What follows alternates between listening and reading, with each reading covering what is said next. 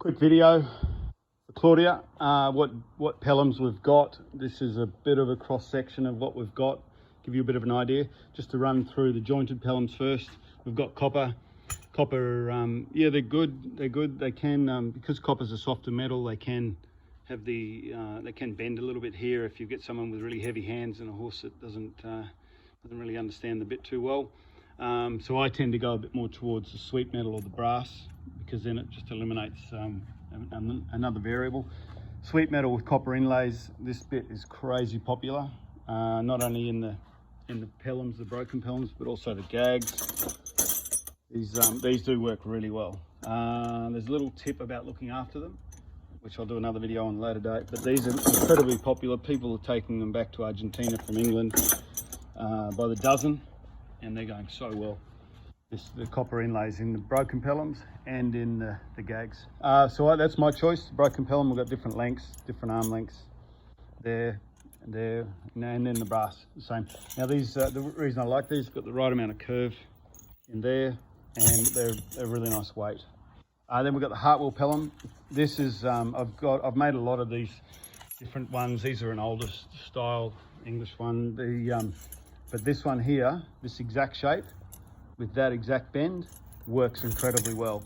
Whether you get the 6-inch, the 5 or the 5-inch, they work so well. Very, very good bit. And with that thickness mouthpiece. Then we've got the Mule and Pelin, which is I prefer a bit of a thicker mouthpiece on this, because it doesn't give the room for the tongue like this one does. That doesn't give room for tongue, so I'd rather a little bit of a wider surface, so it increases the surface area, which decreases the pressure on the tongue. Yeah, that bit works for a Mule and Pelham, which is what we might call in polo a straight bar Pelham. That works. That's a beautiful one, and it's a beautiful weight. Then another Pelham is the barrel. That has its advantages because they can work independently, and it has a little bit of flex through there. I haven't used it enough. I've used it, but I haven't used it enough. Like, I haven't used it on hundreds of horses over years, so I can't really give you enough feedback to how good that bit is.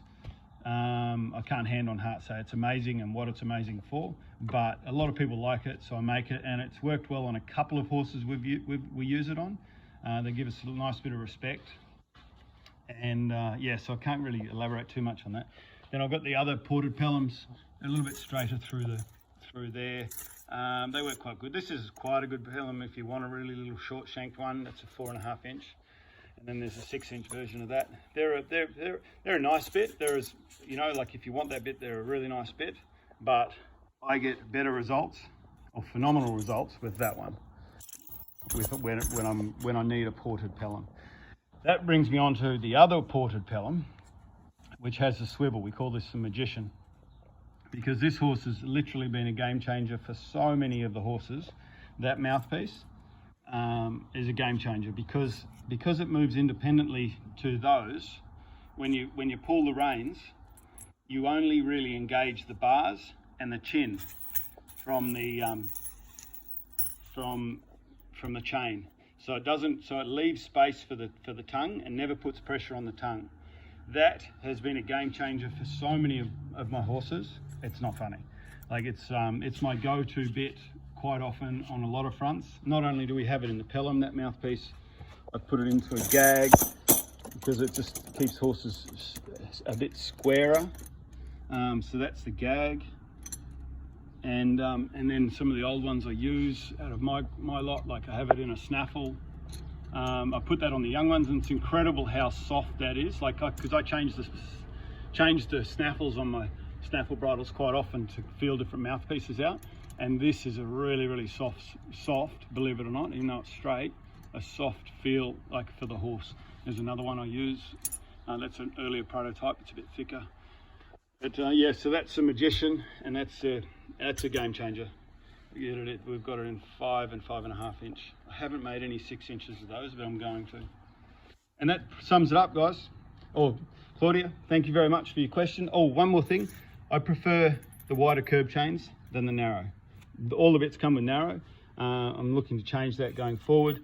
I've always much preferred wider curb chains, so you have a larger surface area. And I rather soft leverage rather than having a small increased pressure point.